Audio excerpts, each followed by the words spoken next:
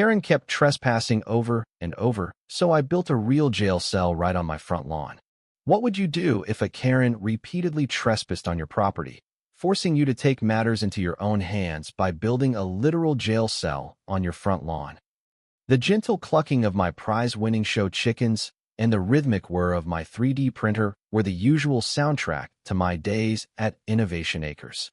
My property, a quirky, custom-built smart home surrounded by a modest but clearly defined fence, was my sanctuary. Here, I, Dr. Eris Thorne, a reclusive but brilliant inventor and robotics engineer, pursued my passions, constantly tinkering and creating. Our property lines were marked by a charming, somewhat futuristic fence and a series of private property, advanced security signs. Then came Karen. Not once, not twice, but repeatedly, with an almost pathological disregard for boundaries. I was calibrating a new autonomous drone for crop monitoring when a familiar, grating voice sliced through the air. A woman in an overly bright tracksuit, perpetually clutching a designer handbag, was once again, for the third time this week, striding across my lawn, ignoring all signs. This was Brenda Albright, the self-appointed neighborhood wellness coordinator for the adjacent Harmony Hills Estates, a new, exclusive development obsessed with pristine appearances. "Dr. Thorne," Brenda shrieked, her voice amplified by some unseen device, as she marched directly towards my chicken coop. "Your industrial-looking fence is an eyesore. It clashes with the natural elegance of Harmony Hills. And your farm animals are a disgusting health hazard, attracting vermin and creating unbearable odors. Your odd contraptions are an electromagnetic nuisance, interfering with our Wi-Fi and disturbing the serenity. This is a blatant violation of our community standards for visual aesthetics and cleanliness. I demand you remove those hideous structures, get rid of those diseased birds, and cease all your experiments immediately, or face extreme penalties and public outcry. We will make sure you are ostracized." She then pulled out a camera, snapping photos furiously. The main conflict, audacious and utterly infuriating, was laid bare. Brenda, a predatory and delusional self-appointed neighborhood guardian, was repeatedly trespassing on my private property, fabricating claims of health hazards and electromagnetic interference, and demanding the removal of my lawful animals and work. Her demands were not only ludicrous but rooted in a profound sense of entitlement and a pathological need for control, treating my scientific pursuits and livelihood as a personal affront to her rigid, prejudiced vision of suburban perfection. Her attitude was one of blatant contempt, believing her personal preferences granted her the right to intrude, dictate, and impose rules on sovereign land, completely ignoring property rights and scientific freedom. I sighed, a deep weariness settling over me. This was becoming a routine. "Ms. Albright," I said, my voice calm but firm, a stark contrast to her shrillness. "You are trespassing. Again. This fence is legal, my chickens are healthy and permitted, and my contraptions are cutting-edge, perfectly safe technology, operating within FCC guidelines. Your community standards have no bearing on my private property, as I am not a member of your association. I've already sent you multiple cease and desist letters. If you do not leave immediately, I will be forced to call the authorities for repeated criminal trespass." I gestured to the prominently displayed, "No trespassing. Violators will be prosecuted" sign. Brenda, however, merely scoffed, waving a dismissive hand. "Nonsense, Dr. Thorne. Your letters are irrelevant. Your technology is clearly impacting our property values and health. We have the power of community consensus, and that supersedes your individual rights. And authorities? They'll see your defiance and side with us. They always do." Her tone was chillingly arrogant, her eyes holding a glint of perverse pleasure, as if she reveled in her perceived power to command others. Within minutes, a county sheriff's patrol car pulled up, lights flashing, alerted by Brenda's own frantic call, claiming I was threatening her with unauthorized drones. The deputy, looking utterly bewildered by the scene, began to question me. Then, Brenda's audacity escalated into a direct, shocking act of physical destruction and biohazard. While the deputy was distracted, Brenda, with a triumphant sneer, pointed to my newly developed, prototype hydroponic system, a marvel of sustainable agriculture providing nutrient-rich, pathogen-free produce. And destroy that unsanitary bio-experiment, she shrieked. One of her HOA volunteers, a burly man clearly trying to appease her, hesitantly approached the hydroponic system. With a grunt of effort, he kicked and pried at the delicate tubes and nutrient reservoirs, causing nutrient-rich water to gush out and delicate plants to wither immediately. Then, with a perverse sense of satisfaction, Brenda herself grabbed a large bag of Super Grow lawn fertilizer, a highly volatile chemical compound, from her handbag and, with a vicious grin, began to dump it directly into my outdoor chicken waterers and feed troughs. It was a calculated, malicious act designed to cripple my research, destroy my property, and intentionally poison my animals, demonstrating her willingness to cause widespread and irreversible damage. Right after Brenda's act of destruction and brazen animal poisoning, a crucial twist unfolded from an unexpected source. As Brenda dumped the fertilizer, my latest invention, a miniature autonomous biobot, a tiny, insect-like drone designed for rapid environmental toxin detection, was in its final testing phase. It had just been released from my lab. It zipped unnoticed towards the chicken coop, detecting the abnormal chemical levels in the waterers and troughs. The biobot immediately transmitted an alert to my tablet, along with a full chemical analysis. The fertilizer contained dangerously high levels of nitrates and ammonia, lethal to poultry. But more importantly, the biobot's high-definition camera, still recording, had just captured a conversation from moments before, where Brenda, thinking she was out of earshot, was bragging to her volunteer. This will taint his whole organic operation. And I've got a reporter from Suburban Living Monthly coming tomorrow. She's going to expose his unsanitary practices and make him a pariah. Then we can buy his land for a song for our new community dog park. It was an accidental, but terrifyingly real, twist, revealing a deliberate plan to ruin my reputation and seize my land. The larger consequence of Brenda's actions became terrifyingly clear. My research chickens were not just pets. They were integral to a long-term, cutting-edge study with the State University's veterinary school, researching a new, highly effective avian flu vaccine. Her deliberate act of poisoning these animals, combined with the destruction of my hydroponic system and the attempted fraudulent land seizure, wasn't just a petty act of malice.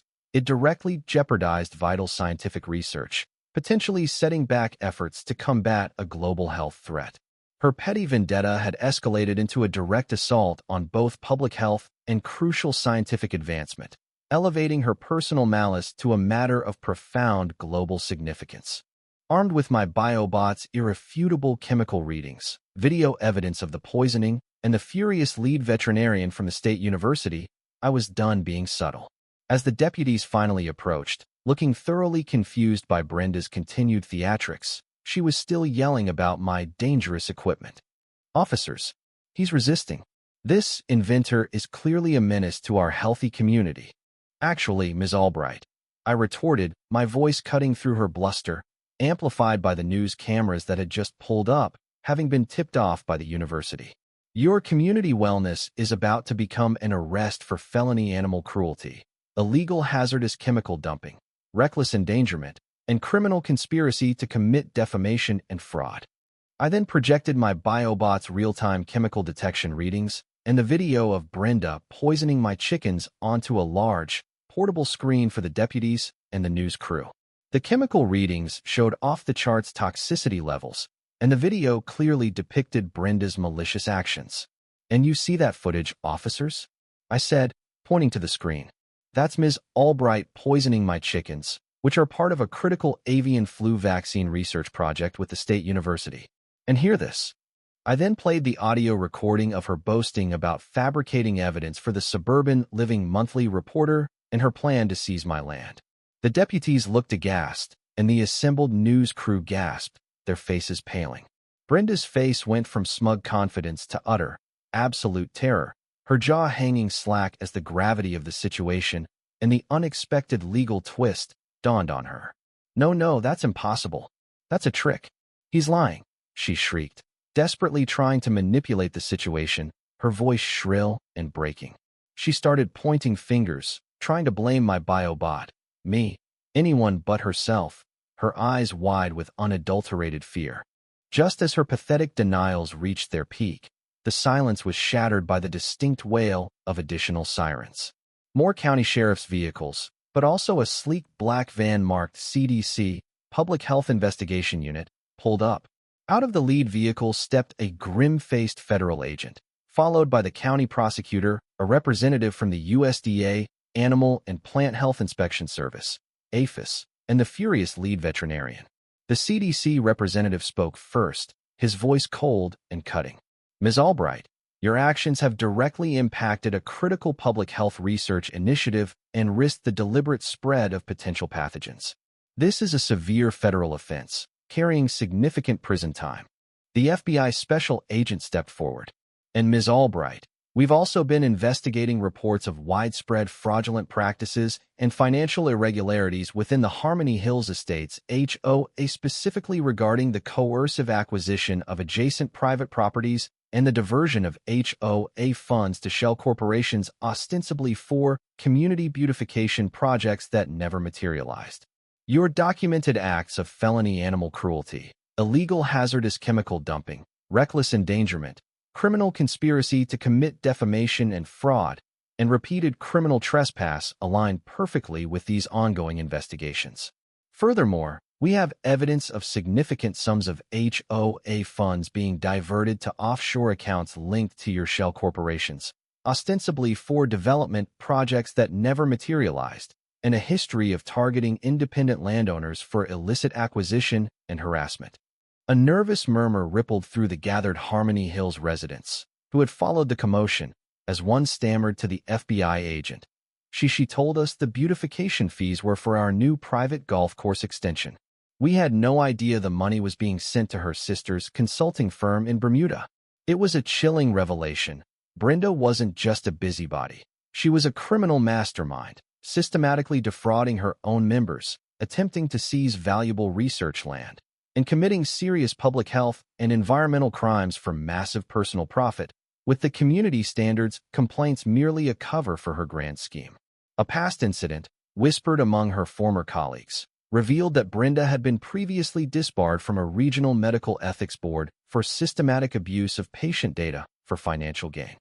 The consequences for Brenda Albright were immediate and utterly devastating.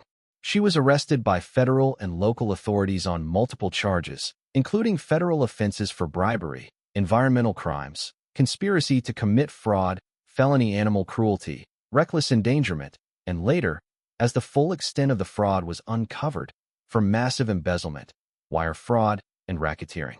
The Harmony Hills Estates HOA was placed under immediate federal oversight, its assets frozen, and a full forensic audit exposed tens of millions in stolen funds, a systematic scheme orchestrated by Brenda and her network. Her carefully cultivated image as the benevolent community leader shattered into irreparable pieces. The HOA residents she had once intimidated and defrauded now turned on her, furious at being manipulated and exploited, their HOA funds stolen, and their properties facing environmental and legal liabilities due to her criminal actions. Her social circles, built on an illusion of wealth and influence, abandoned her completely, unwilling to be associated with such public disgrace. Her vast real estate holdings, her fortune, her status, her perceived power all confiscated as part of the ongoing investigation and subsequent lawsuits. She lost everything: her freedom, her fortune, and her reputation. The ultimate irony was that her audacious attempts to ruin my research and seize my land led to the complete unraveling of her vast, illegal enterprise, culminating in a lengthy federal prison sentence. As for Innovation Acres, it truly became a thriving research hub. The hydroponic system was fully restored, the chickens recovered, and my farm, now famous for its role in exposing a criminal and saving vital research, became a beacon of sustainable innovation. The satisfaction was immense, watching her literal and figurative empire crumble before her eyes, a quiet triumph of justice and ingenuity over arrogant greed and rampant criminality, narrowly averting a true global health disaster. And yes, I did build that jail cell. A perfectly scaled, miniature, highly secure replica, prominently placed on my front lawn, with a small plaque that reads, future occupancy reserved for repeat trespassers. A permanent, silent monument to a battle won. What's your take on this? When someone so brazenly abuses power, commits felony animal cruelty, endangers critical public health research, attempts bribery to seize land, and defrauds an entire community, does their complete and utter downfall, even to federal prison, truly serve justice? Or is there a point where the consequences become too extreme?